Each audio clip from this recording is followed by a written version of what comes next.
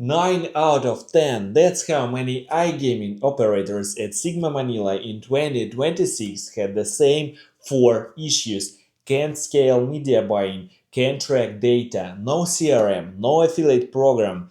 Today we are breaking down the full playbook of launching online casino in Southeast Asia in 2026, from licensing to first deposit.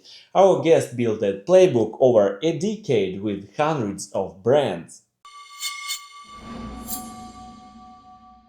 Hey guys, welcome to PAGCOR's channel and Where is My Money podcast, the show where we break down what actually works in marketing, iGaming, and digital business in 2026. Live on the PAGCOR's YouTube channel, today we have a guest who spent the last decade helping iGaming brands scale their online strategies and now runs a consulting firm that literally gets inside operators and builds their systems with them. Renz Gonzales, founder of RG Standard Consulting, joining us from Limassol, Cyprus. Renz, great to have you. Tell us who you are, what do you do, and how did you end up being the guy operators call when they want to launch in the Philippines? Great to see you, man. This is such a nice introduction. It's always great to see you. And I mean, obviously, hearing it for the first time on a podcast like this, like founder, that's a huge thing. So thank you for having me. So who am I? Essentially, I've been for about a decade in digital advertising, helping different types of brands, right? In terms of the verticals themselves, everything that is mainstream. So finance, e-commerce, and now, I mean, obviously, with me, being more focused and heavily rather targeted towards the Southeast Asian market and primarily the Philippines. So yes, I am the go-to guy for operators in the country where I help them out with their operations from A to Z. Anything that has to do with their media buying, their operations, their affiliate management, the way that they would optimize campaigns effectively. So yeah, thank you for having me once again. Amazing journey and congratulations on your new venture. Good luck with it. Renz, quick question before we dive in. You're based in Limassol, Cyprus, so basically the European capital of iGaming, as we call it here. But your clients are in Manila, a 6-hour time difference. So what time does your alarm clock go off on a Monday morning? Oof. Yeah, well, I do start very, very early. So in Cyprus, I start at around 3 a.m. just to make sure that, I'm fully ready, fully prepared. And, I mean, you kind of get used to it. You yourself, right? Like, being, based in the US, and obviously a lot of your clients are also based in Europe. So we kind of just have to adapt to it, right? But yeah, I mean, I'm not only just working with the Southeast Asian market, so that really takes a lot of our energy. And, but I think the fact that we definitely love what we do, it doesn't feel like work. As cliche as that sounds, if you fucking just really are, just on to, the work itself and grinding every day, it's just fulfilling at the end of the day. Yeah.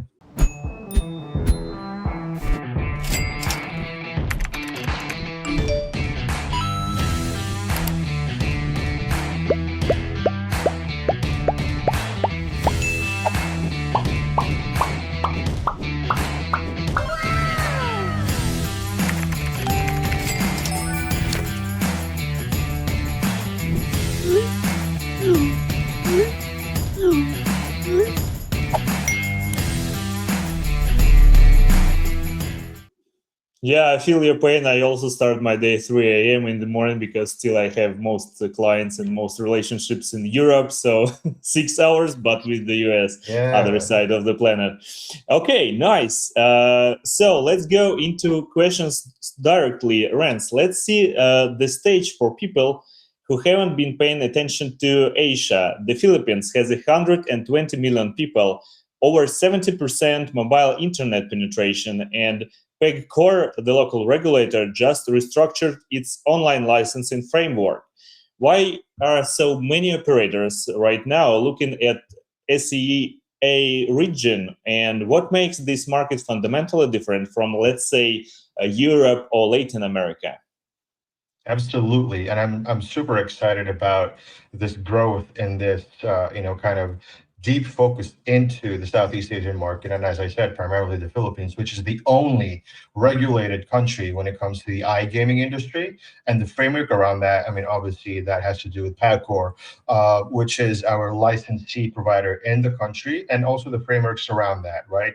Jurisdictions, legalities, to make sure that the players are absolutely protected. But I would say, getting back to, let's say, the way that we would compare how Europe, for example, many operators have begun, and the way that I see the Philippines now. So we are still at the very early stage of its fruition and its development, right? And you know this for a fact. We definitely have focused on the Latin American market at some point, and we still do, like the likes of Brazil, right, which has gradually have enforced its own regulations, and that is what's happening in the Philippines, and rightfully so. And I'm very excited about that, because it's not just about helping these operators, but it's also about making sure that the players are protected 100%.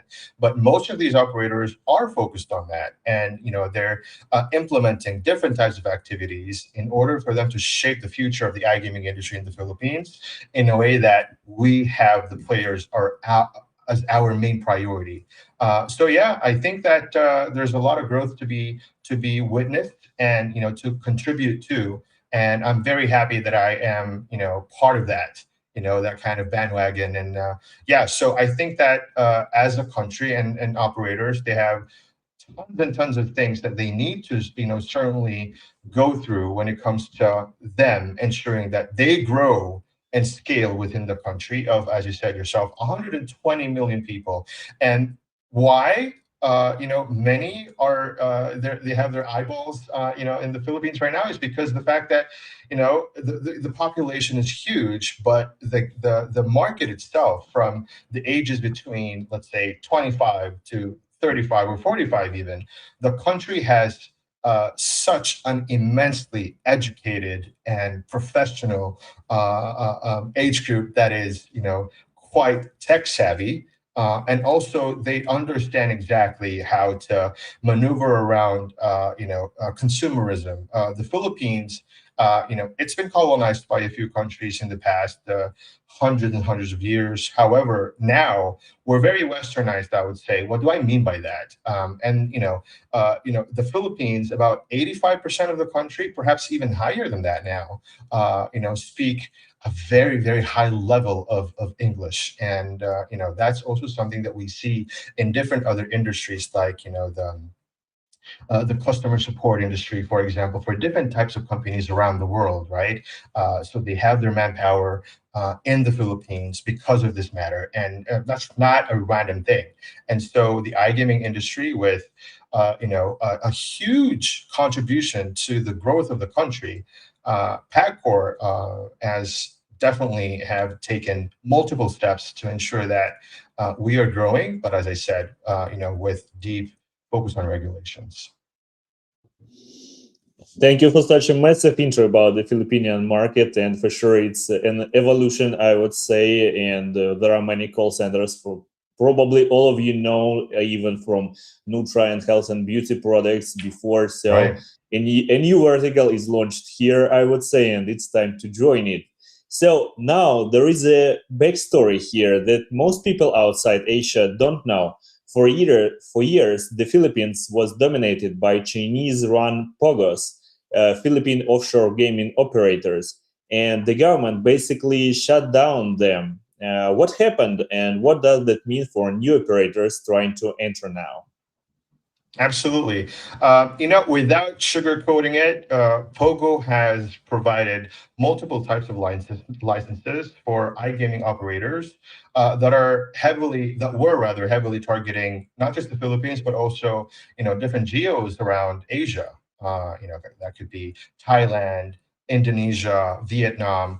But the main problem was that these pogos were just creating a lot of issues rather than more good in the country. And so the current president had enforced the shutdown of this pogo license, and kind of really kind of just had a massive exodus of all of these operators, because they were running not just in terms of the iGaming industry, but a lot of scams were also being developed and running in the country, and many of the employees that they had were being exploited, right? And so it's a good thing that the country has enforced these measures to make sure that the country continues to develop, but in the right way. I mean, of course, that meant that many Filipinos, and in terms of their employment, they've lost their jobs, right? But I do think that the good path forward is to making sure that the country is heavily regulated.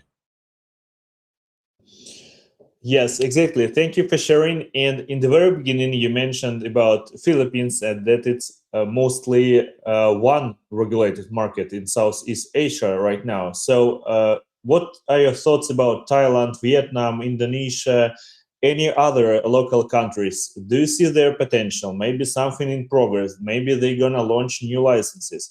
As far as I know, in Indonesia, you can go to jail just for playing casinos. So I don't believe in Indonesian market right now if we talk about white hat markets for sure. But what about other countries? What are your thoughts? Yeah, so there are different cultural aspects to this, and it's a great thing that each country have as well enforced their own measures, right? But what do I see for the next 5 years? I think that countries like Thailand might consider it.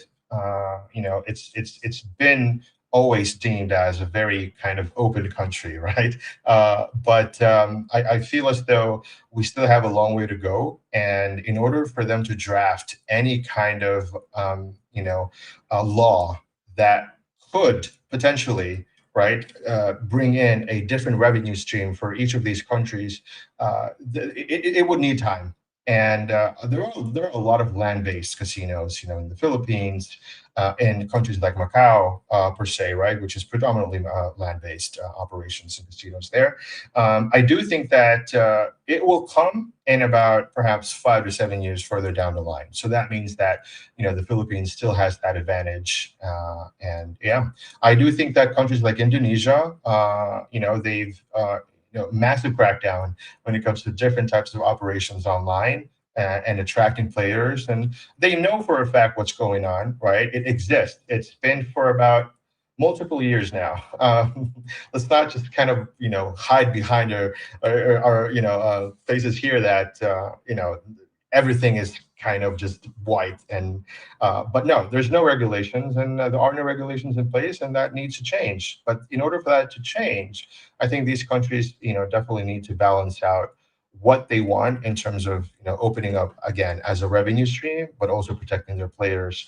Because for many of these countries, like Indonesia, for example, iGaming is illegal. It's frowned upon, and if somebody is deemed to be caught, let's say, playing, because many of these countries, right, their populations are huge, like Indonesia. However, what happens is that many of these players, eventually they play in such an aggressive way that they lose their kind of income. They lose everything in a way. They go into debt, and so definitely this is where each of these countries should have and consider heavily how they can protect the players, but also if they want to get into this industry and tap into that revenue, then they would need to implement these laws. But that would take a lot of time. I think for myself, personally, 5 to 7 years in order for us to see another country actually opening up. There were talks in Thailand that they wanted to look into that and draft some kind of bill. However, they kind of held back. I believe it's because of a lot of geopolitical tensions in the country. Political stuff also have impacted that. But now I think that that's going to be kind of really be overlooked, and they would need to focus on different other things and aspects of the country. But yeah, I think 5 to 7 years down the line, we'll be seeing another country actually, opening up that access to, regulations. Yeah, exactly. But 5-7 years is not such a huge distance, I would say, not such a huge time. So maybe we can recommend those regulators and governments who is watching us right now that Renz Gonzales can help you with launching casinos in Indonesia, or at least with regulation. And I mean, for sure, with regulation first and with advices how to do it in a better way, because he has a huge experience in Southeast Asia in general. So you mentioned land-based casinos in Manila also and in Philippines. Do you consider those casinos as competitors, as potential partners for new online brands from abroad? How do you see this picture in general? Sure. Land-based casinos, I mean, they're very much interconnected with resorts as well, so hotels, and that really attracts a lot of tourists in the country. And this is where a few of the biggest iGaming players right now in the country have started. The likes of Casino Plus, for example, Hotel Stottenberg. They were a hotel chain. They had a hotel in my hometown, where I was actually born. It's in Angeles City called Clark, and that's how they started. And many of these other land-based casino resorts, let's say, are also jumping onto this because they just see the potential, right, that they have in diversifying their growth streams. And we are going to be seeing more and more of these resorts becoming digital. And that's where I come in, and I think that the expertise that I offer on the table is how do they tap into this market in the right, effective way. And I think we've discussed a little bit on that, but yeah, I feel as though the country is still very, very young when it comes to understanding exactly what advertising is and what paid media overall is, right? So I think we're at the right place at the right time. Yeah, I think so. We have quite the same situation, I would say. In the States, we have here the land-based casino, a monopoly in Florida, Hard Rock Casino, and they launched also digital version. So I believe that's the right approach, that in Philippines, they're gonna also launch digital versions of offline casinos and resorts. And the regulation here also is in progress. Only like several bunch of states have regulations, and in other states it's kind of gray zone, so they combining their regulations and so on. I believe it's kind of similar to Philippines, so I understand what you're talking about at least. So, and if we talk about the GGR, for example, for such online casinos, what do you have in mind? Maybe you already have experience, for sure, not a particular brand like NDA. I don't ask you to disclose anything, but to give the vision to our viewers, what is the potential GGR for such online casinos? What do you think? Certainly. So working with many brands throughout the past 3 or 4 years, when all of this started in the Philippines, the GGR currently for 2025 that we see recorded, right, and also reported averages from 30 to 55 million dollars USD for a fiscal year, and that will continue to grow. And that's just an average iGaming operator, right? So imagine once they tap into different channels when it comes to how they attract players, how huge this could be potentially for them as as they grow and they mature in the country. Yes, it's pretty huge volume, I would say. So, if we talk about launching casino on Philippines, walk us through this playbook. What are the actual milestones from signing to first live players? Well, in terms of, let's say, if it's a new brand, right? Let's consider it a new brand, Yeah, and I've worked sure, with sure, I've definitely. worked with a startup from the beginning, and I met them at Sigma conference, a Sigma World Conference, about 3 or 4 years ago, and they were still under that kind of research phase on how they could tap into this market. They understood that different other casinos have become very established. So what they've done was they researched the market, see exactly what's going on with competitors, and they built their ecosystem and their processes around that. And currently, they're one of the most established iGaming operators in the country. But in order for them to do that, obviously, the framework is to have a very, very talented team of marketers, right? I think that a brand is as good as its marketing team. And you know these yourself for a fact, being a CM, a former CEO, CMO yourself, that it's very important to really work on establishing the brand, working with different types of celebrity ambassadors in the country.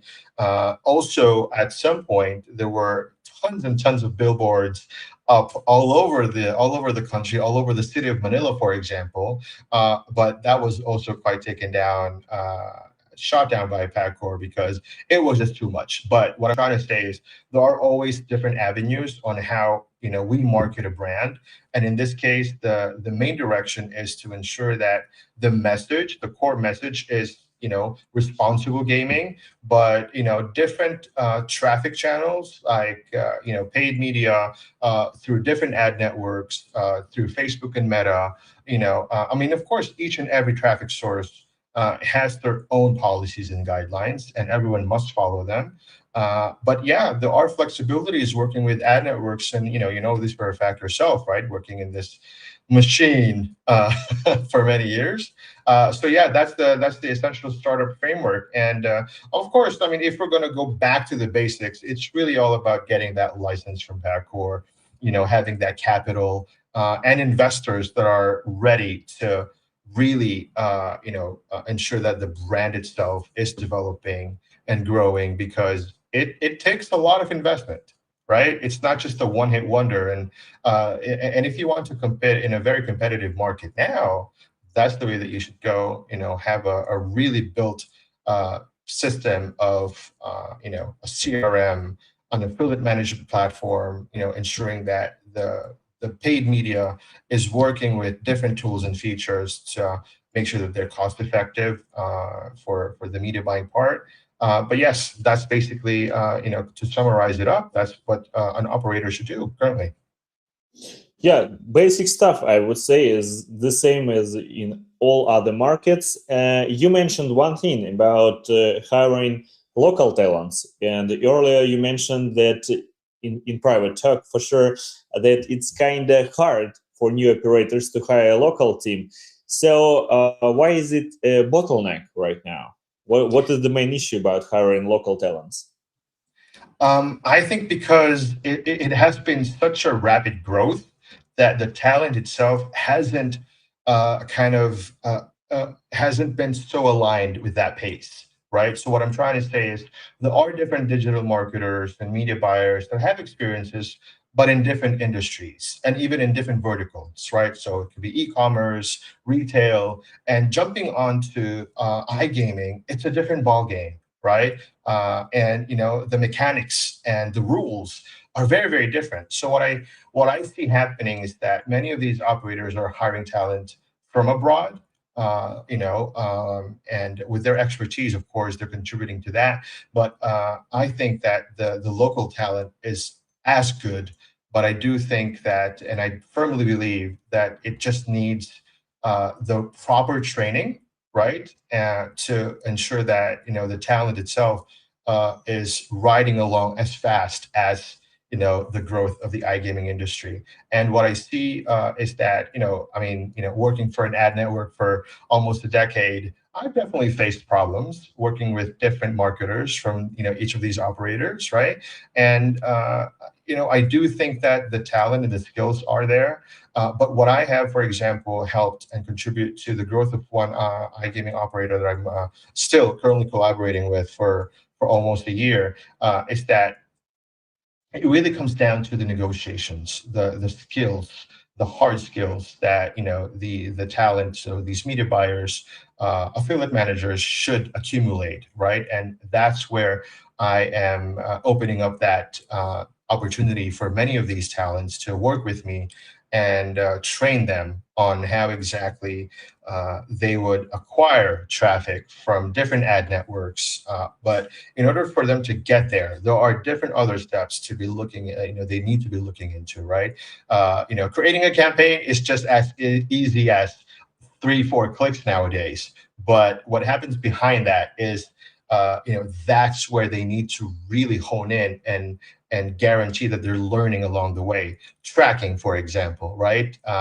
Integrations, technicalities, that they need to have some basic fundamental understanding of what tracking is, right? And that's where, for example, I helped them out with optimizations and ensuring that they understand exactly what their advantages could be, not just in terms of the company that they're working for now, but moving to the future ahead. How can they have that edge in terms of how they work with these iGaming operators? Because it's only going to grow from here. So we need to ensure that the talent is going as fast and growing along with it. But yes, I do help out different types of talents when it comes to how they master the iGaming field and industry with different channels and directions, such as paid media,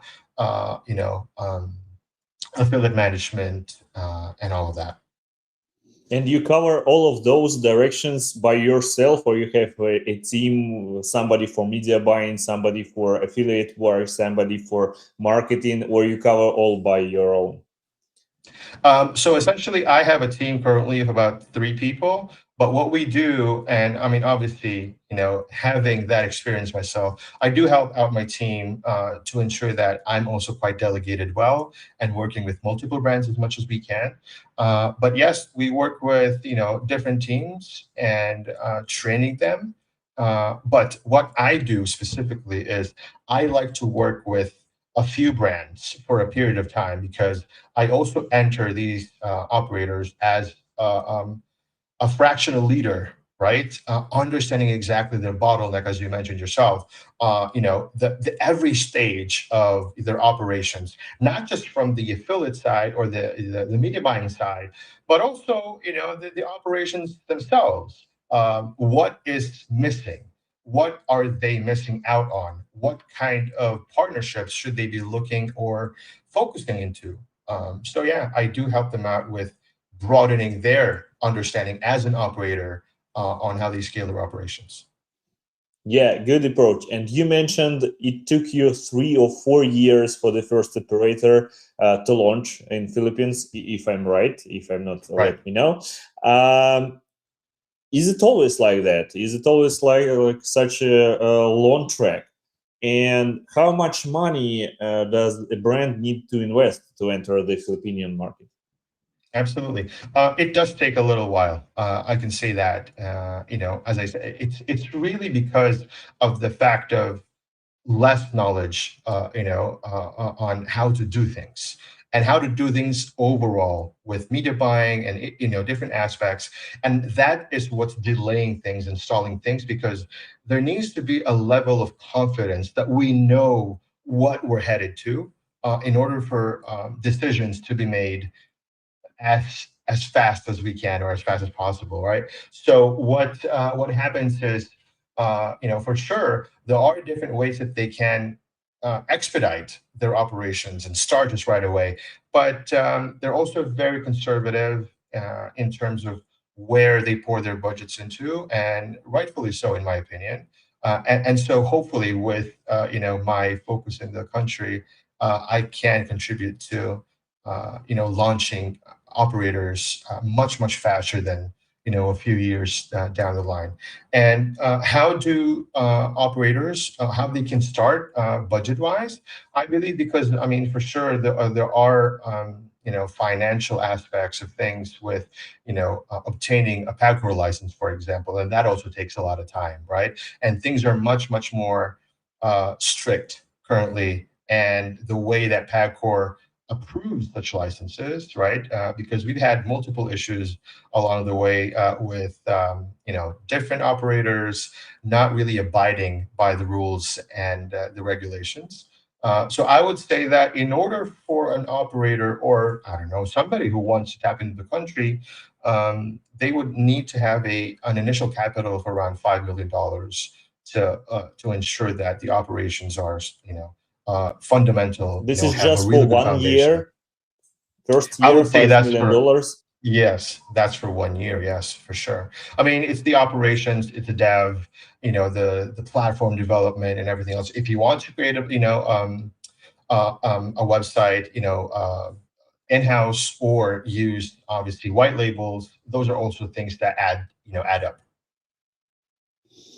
Yeah, sure. And if we talk about gaming portfolio, if you know about it, how many slots should be there? How many live dealers? What are the most popular games on Filipino market? What your ideas about this setup? Certainly. I mean, the more the better, right? But in my opinion, games like Gili that are more culturally known and familiar in the country are what operators or potential operators should be looking into. So it's not just about adding as many games as possible onto the website itself, but what are culturally familiar to the Philippine market, to the Filipino audience that they want to target. So yeah, they can definitely play around, but I would say that, focusing on what is familiar and what is commonly known in the country, localization. We always say that for even in advertising, but it's really all about localization.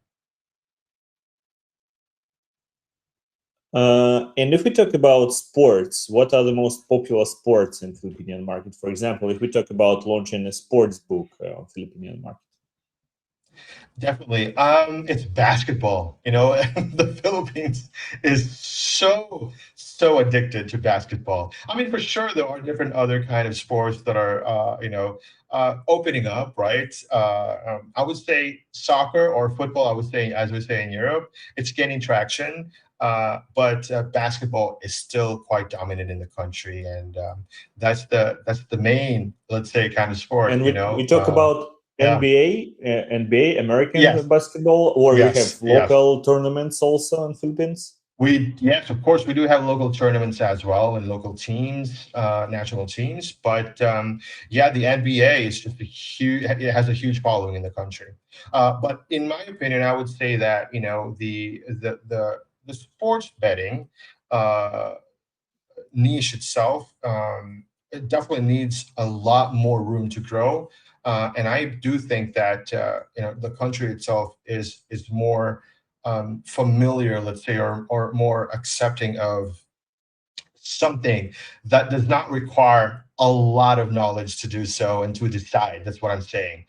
Because in basketball, you need to be, kind of really there. You need to know the teams and all that stuff. So it's really all about the technicality. But casino, I mean, iGaming, that is where the most attention lies to. But also esports is becoming, bigger and bigger. A lot of influencers, a lot of esports games are also being tapped into. But currently, casino is the primary one. Very interesting. Thank you for this detailed feedback. Let's dive deep into the most boring, I would say, or most interesting part of this podcast, payments. And this podcast is Where is my money? So let's talk about payment solutions. What does the payment stack actually look like for a new operator in Philippines? And what are players using to deposit? And more importantly, what are operators using to pay out?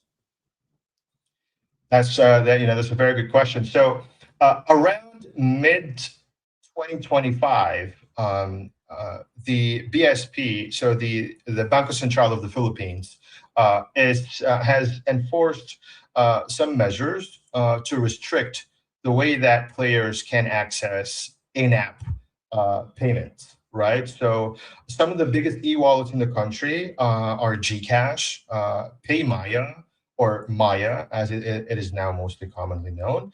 There's also GrabPay, for example. Grab is huge in the country, and these were the biggest. They were taking the biggest pie of all of the payments and the processing that were happening in the country.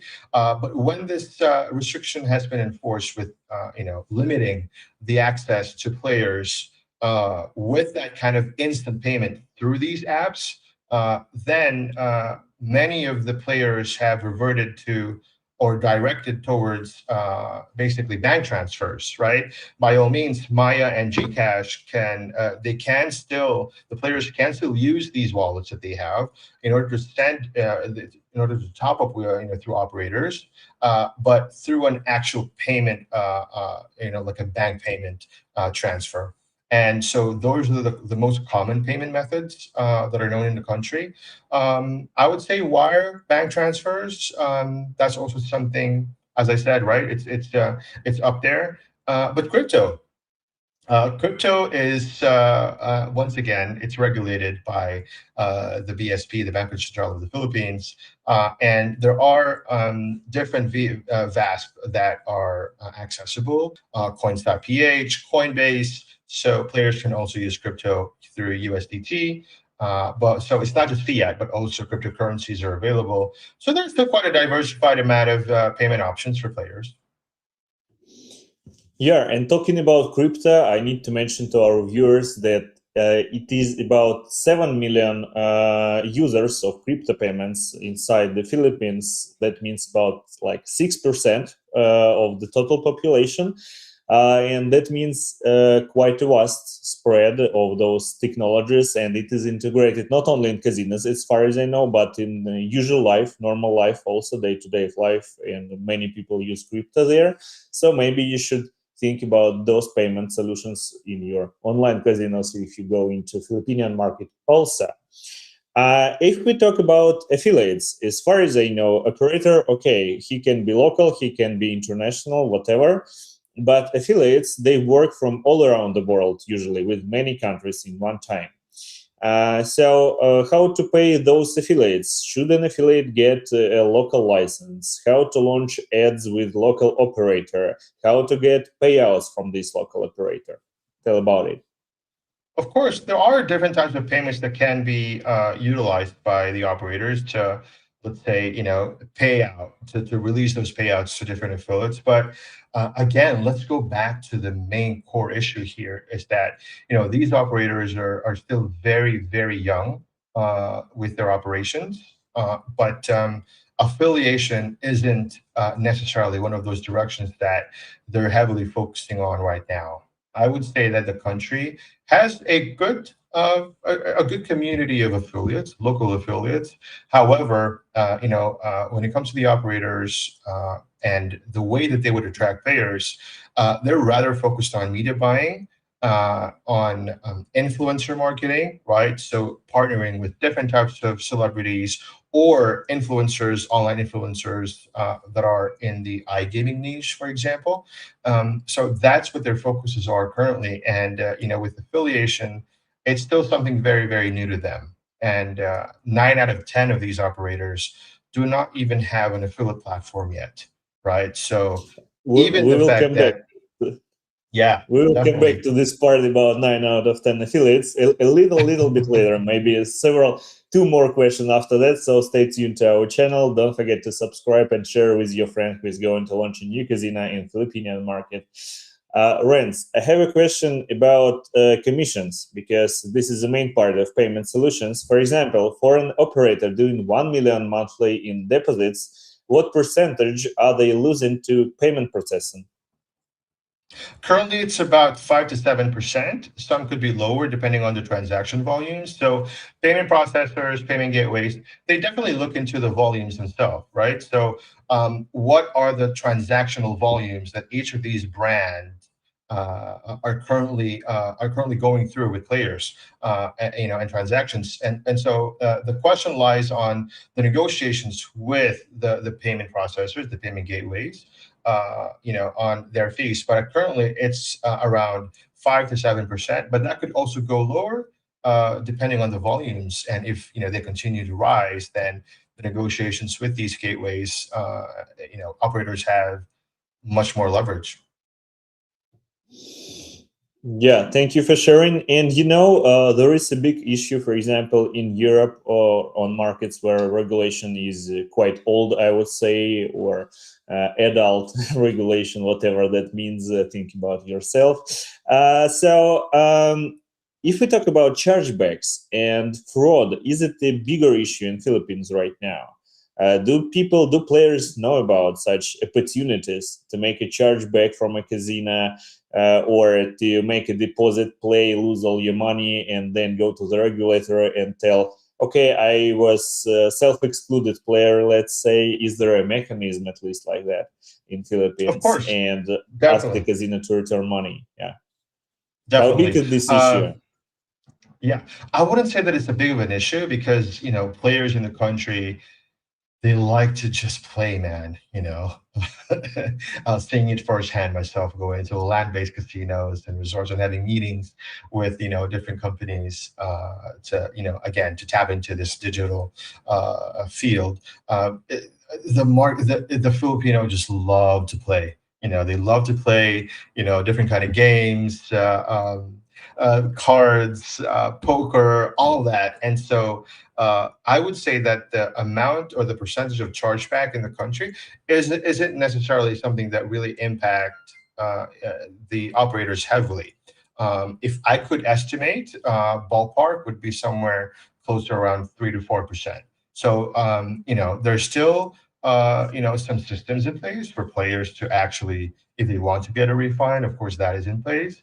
But that amount, just because of the pure fact that, as I said, people love to play, I think that's still not a big of an issue in the country.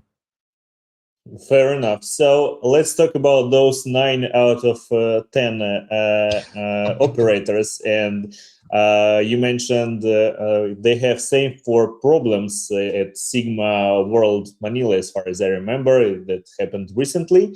So number 1 was media buying. They're stuck on Facebook and can't scale.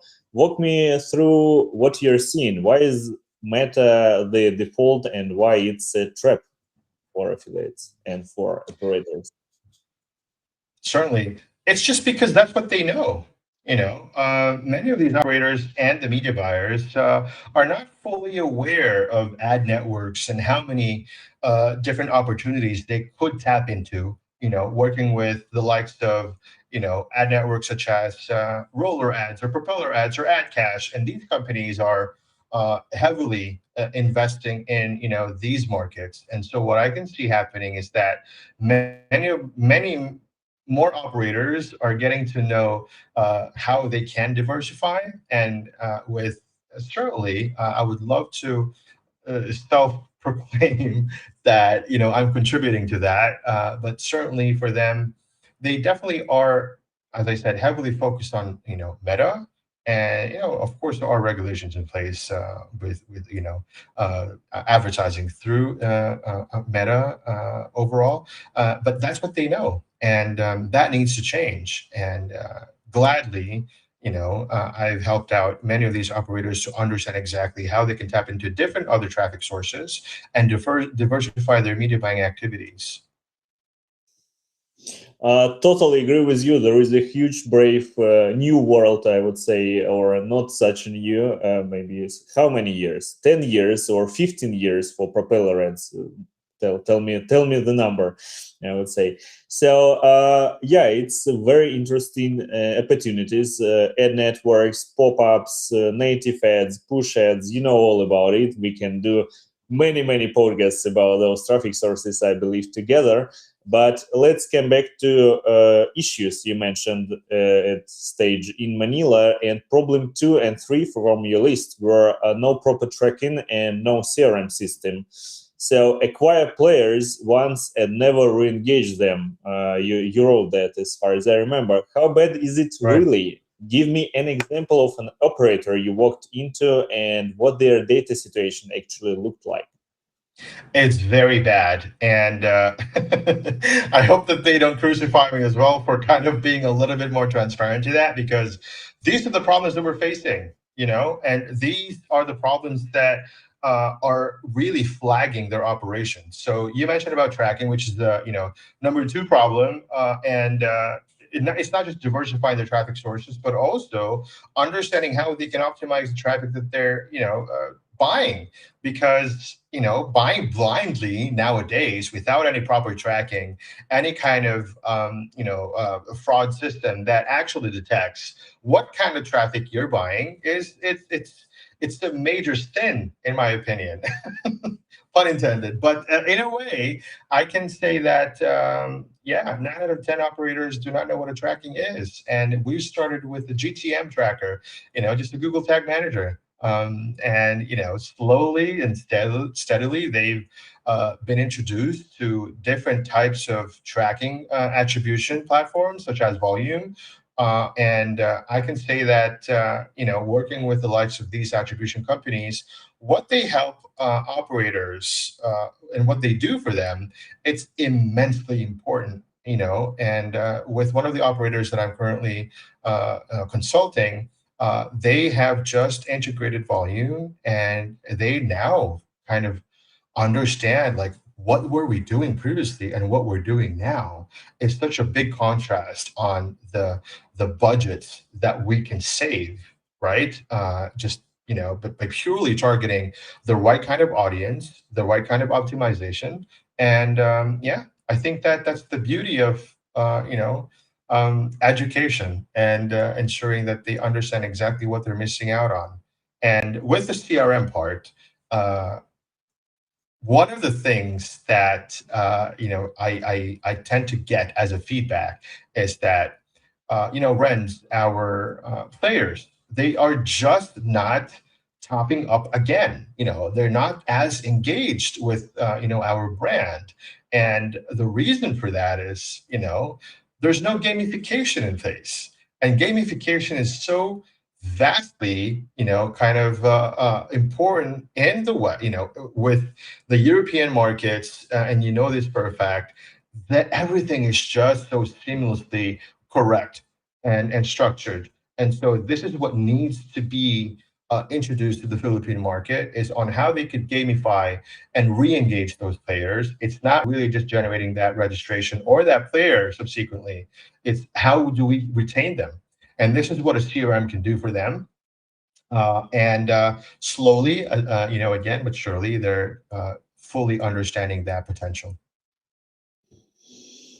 Yeah, thank you for sharing. I can confirm that Volume quite a nice tool for tracking. So if you consider a new platform, a new launch, a new traffic launch, exactly, Volume is a good choice. I can confirm it. And if we talk about gamification, do you have anything on the table what you can recommend? Any particular solution?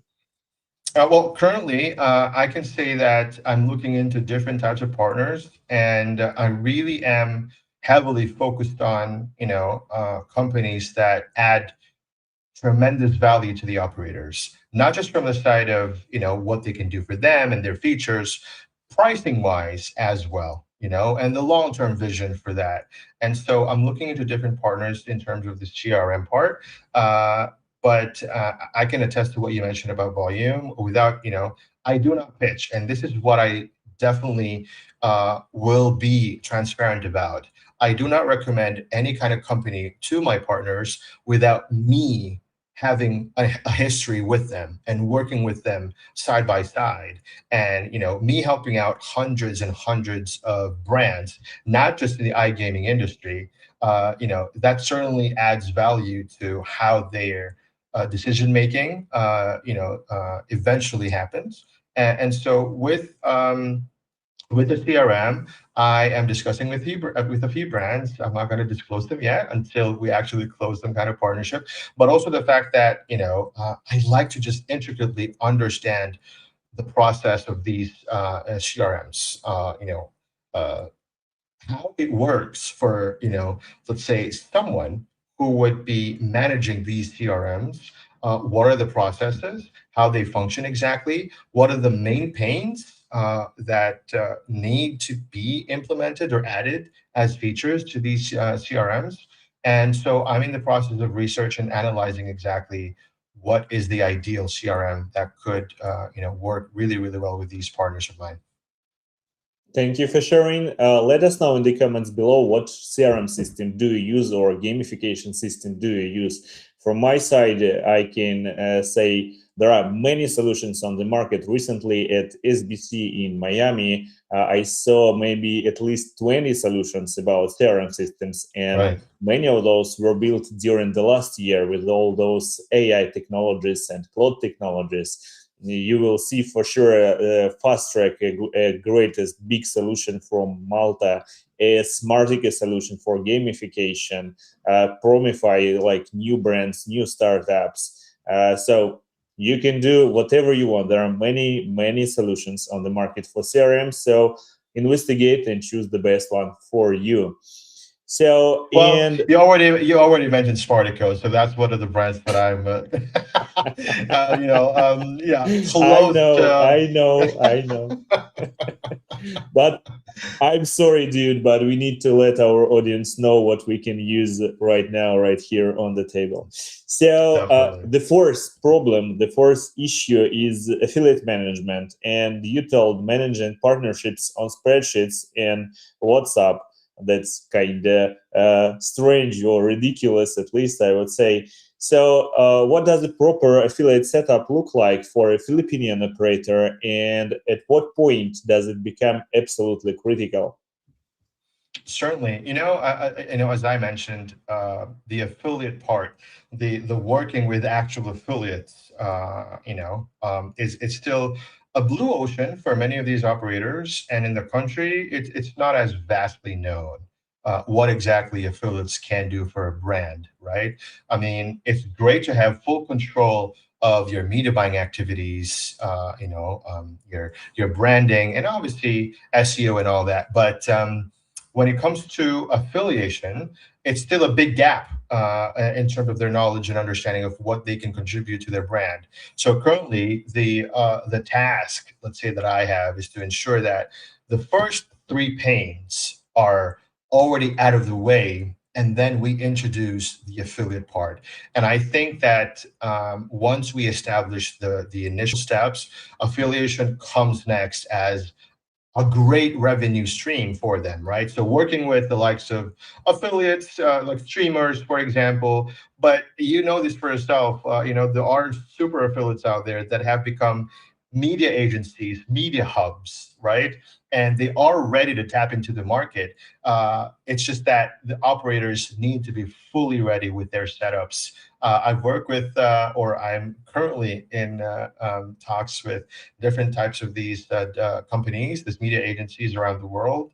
Some that are really, really huge and have worked with the likes of Bet365, Betway, and other, very, very established brands. And once I became public with RG Stand-Up Consulting, they were so interested in, kind of really bridging that gap that they have, because their main pain is that the market isn't ready enough yet. So the market isn't ready enough yet, and so we still cannot fully talk about affiliation because those systems are still not in place. But I am also in talks, I mean, obviously with different affiliate platforms, but one that I'm definitely looking into much, much more now because of the product itself and, the ease, the way that it is something so easy for an affiliate manager, for example, in one of these operators could just, really work around things, and it's very easy to use. And so far, it's looking really, really good.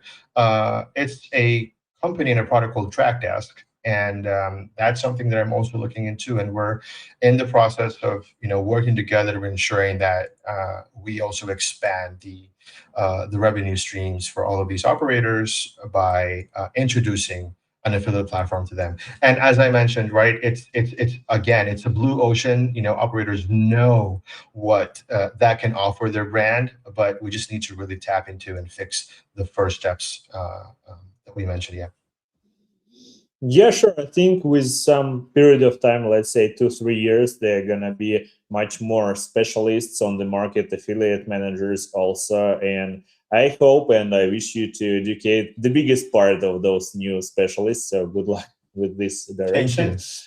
you. And if we talk about one more thing about media buying, for sure, everybody interested in CPA, CPL, how much does it cost to attract first depositors on the Filipino market? And if you can divide it, let's say, by traffic sources, that's also very interesting. Let us know. Okay. I think I will just try to combine an average with Facebook, for example, right? With Meta, the CPA, so the cost per FTD is currently averaging around $10 to $11, right? That also depends on each brand, how established the brand is, how dynamic they are in the country and their presence. But the more established operators can, certainly shoot for around $7 to $8, and even lower than that with, obviously immense optimization. But if we're talking about ad networks, let's say with on-click and push traffic, domain traffic, and different types of directions there, then the average FTD currently would be somewhere close to $15. But a lot of these operators are not quite happy with that. But also, they need to understand their expectations here.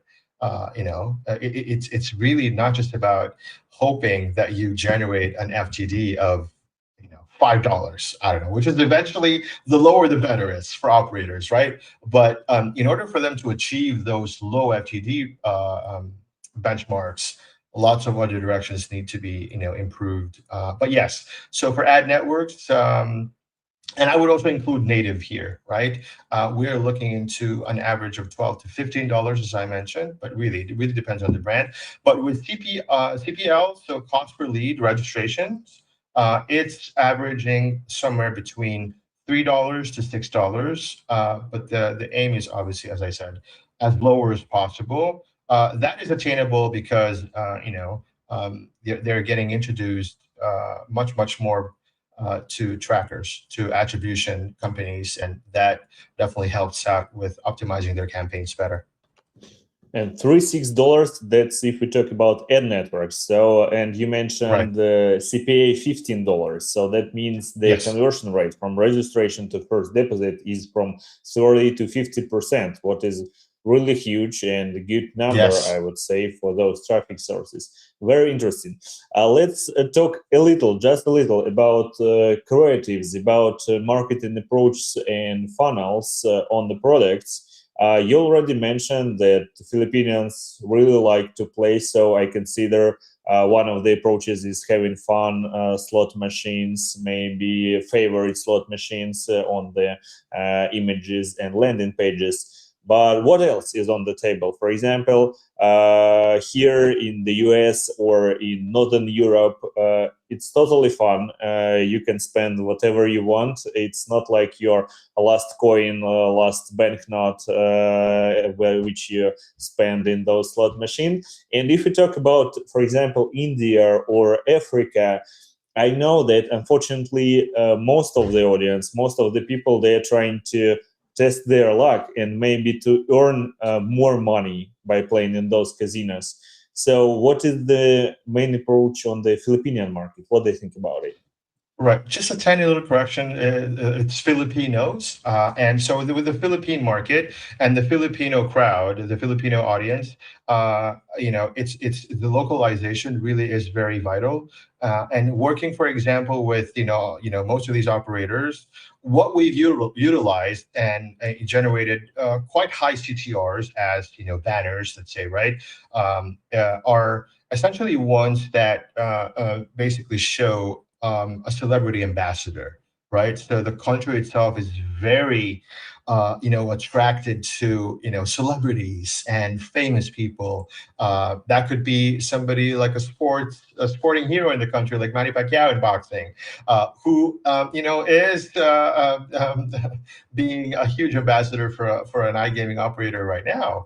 And so those kind of creatives, once incorporated with, different localized texts, right? Because as I said, the country is it's really quite versed in English. So even though, for example, the text on a creative themselves are in English or in the local languages, the local language, because we also have dialects.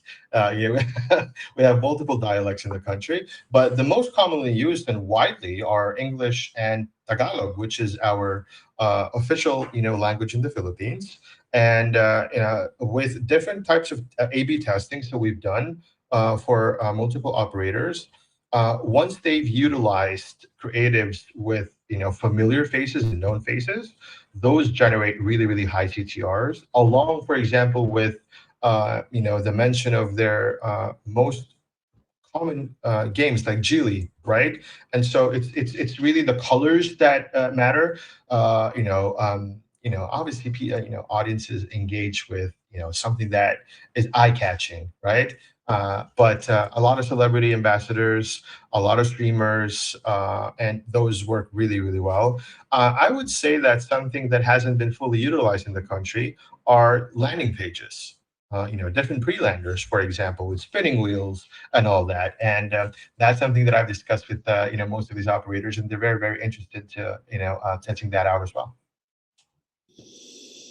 Yeah, I can confirm definitely the part about celebrities. While I've been working many years ago for Dr. Cash, we had Nutra products for Southeast Asia markets, and they are mad about celebrities. They love it so much, and really CTRs, I can confirm, they much higher in comparison to other creatives. Unfortunately, not all the brands have those celebrities or ambassadors on board, so keep in mind that this option and all the options Renz mentioned in his speech. So if you have more questions about this market, let us know in the comments below. We will come up there with Renz and let you know our thoughts and our expertise about those markets. And to put something on the top of our podcast, let's talk about you just a little. Two more final questions. First one is gonna be the funniest or most absurd request you ever gotten from an operator on Filipino market? Get us FTDs for $1. Like, are you crazy? Like, I'm gonna lay down some boundaries here. Like, don't like let's be transparent with each other what the actual realistic expectations are, but don't tell me about a fucking $1 FTD and how I can manage to do that. So yeah, How possible? unrealistic expectations, I would say. Yeah. Yeah. Okay. And second one, you've been in this industry about a decade or even more. So if you could go back and tell 23-year-old Renz one thing about this business, what would it be? Wow, 23. So I'm not 27. I'm kidding. But okay, 23. That's yeah. About this industry, I think that back in the day, we didn't really. I didn't myself. When I started in this industry, I didn't really fully grasp what iGaming and how it would be this big. I mean, for the past 5 to 7 years, it's been huge, and conferences that we go to and are definitely also capitalizing on that as well, right? I mean, SiGMA World has become the go-to conference for anything iGaming, right? But they're diversifying themselves. But a 23-year-old Renz, I would say, like, watch out. This industry is about to hit hard, and so I wouldn't say one of the things that I regret, but I definitely sometimes contemplate and say, perhaps I could have tapped into this market much earlier, and had a little bit more advantage in a country that I am deeply rooted into. And I mean, obviously, me as a Filipino, speaking the language and understanding the Western businesses and the mindset, that is something that I have as an advantage. And that knowledge of being in this, the ad network space for almost a decade, yeah.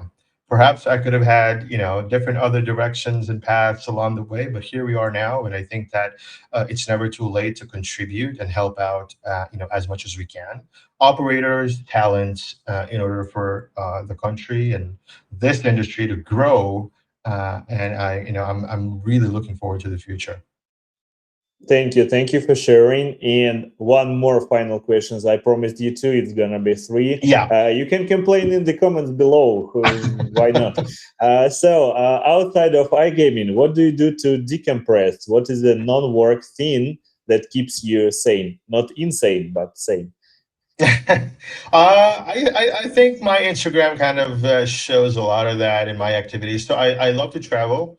I think that that's one of the things that I really, really am very excited about. And I mean, most of the times I do combine that and incorporate, work and, pleasure. But I love traveling and seeing different types of cultures. And I'm a foodie, so I love gastronomy and tasting different types of flavors. uh, I was just telling this to a friend of mine because he asked me, like, what are your top five countries? And my top three are Bali, for example, Taiwan, amazing country, and Vietnam, Saigon and Hanoi. Those countries offer such beautiful cultures and the people. So traveling.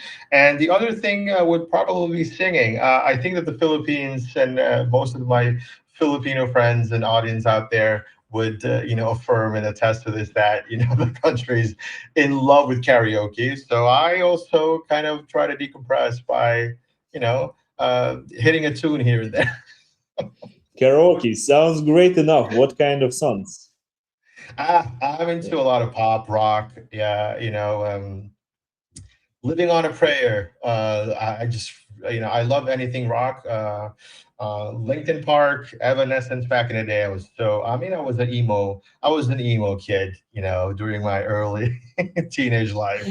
So That's yeah. fun. That's fun. Amazing. Amazing. Quite the same playlist, I would say. So yeah, we are on the same page. And love it. Thank you, Renz. One final question before we wrap. For the operator watching this video, this podcast, who is about to press go live in the Filipino market for the first time, maybe they just got their PAGCOR license. Maybe they're still thinking about it. What would you tell them? Not advice, just a wish. Right.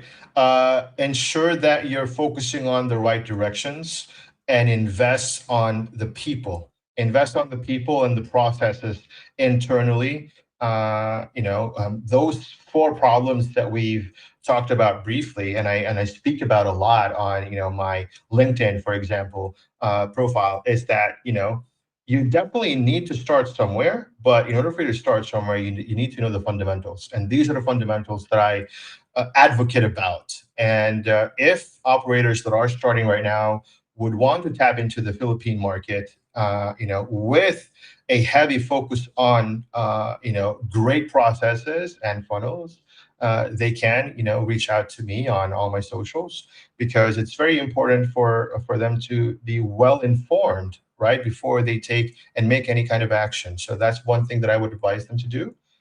Study the market hard, and yeah, localization. I mean, the players, they love to play, but in order for them to really be loyal players, you need to have better systems in place, attract those players, ensure that they're playing and are engaged with your brand, but also focus on responsible gaming, and the heavy investment on that. Different operators are working on creating their own podcasts or blogs or even foundations, right? Call centers that the players can reach out to for anything related to responsible gaming.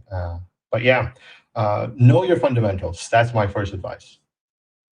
All smart advices. Thank you for those. And as a wish, I put it from my side. Good luck. Good luck with your new launches in UGS.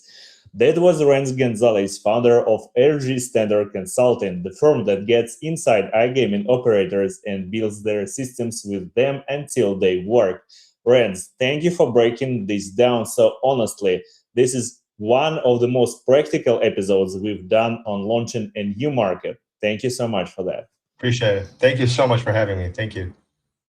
Guys, if this episode was useful for you, hit subscribe button on the PKAds YouTube channel so you don't miss the next episode of Where is My Money podcast.